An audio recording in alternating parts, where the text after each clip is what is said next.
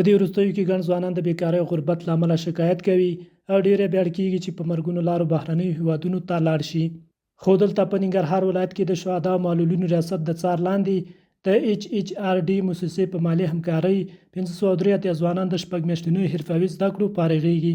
فارغ شوي ځوانان وایي خوښ دي چې په بېلابېلو برخو کې ورته د وړیا حرفوي زده کړو پروګرامونه برابرېږي. دوی پر مسؤلینو او نړیوالو موسسو غږ کوي ترڅو ورته د اړتیا وړ وسایل او امکانات برابر کړي چې د کورنیو د اوږو بار په اقتصادي برخه کې یو څه کم کړی شي.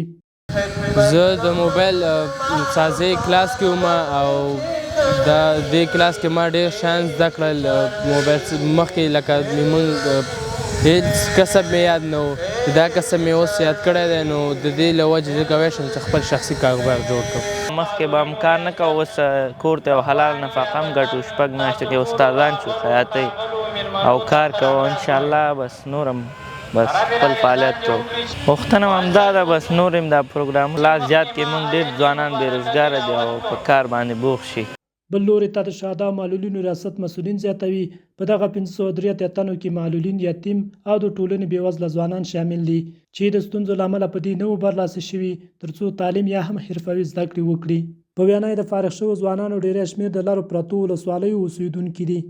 دا 583 د فني حرفوي زده کړو شاګردان دي چې د HRD خیریه موسسې سره په تفاهم او په همکاري نو دا کسان فارغ شول.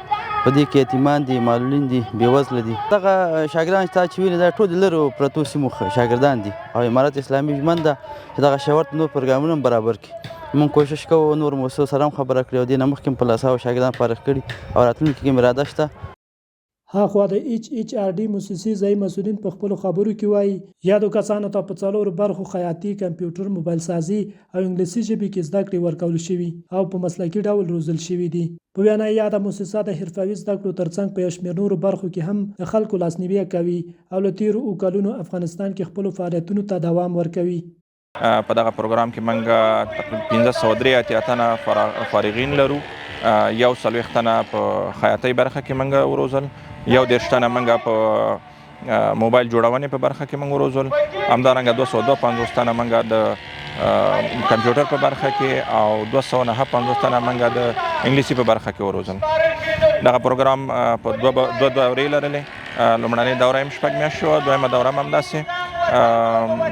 HHRD موسسه د حرفوي زده کړو پروګرامونو ترڅنګ نور زیات پروګرامونه لري. زلزلې او د سیلاب له امله متاثرینو سره هلته مرسته ترسره شوې ده.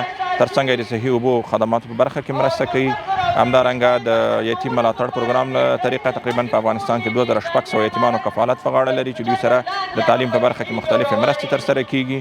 یو شمېر د نظر خاوندان حرفوي زده کړې د ځوانانو لپاره غوره اقدام ګڼي. په خبره یې که د یادو ځوانانو لا نور لاسنیوی هم وشي، په زیات شمېر ځوانان چې اوس کار نه لري او د ټولنې د اوږو بار جوړ شوی ورسره په کارونو مصروف شي او ټولنې ته د زیان اړونکو کړنو به راوګرځي.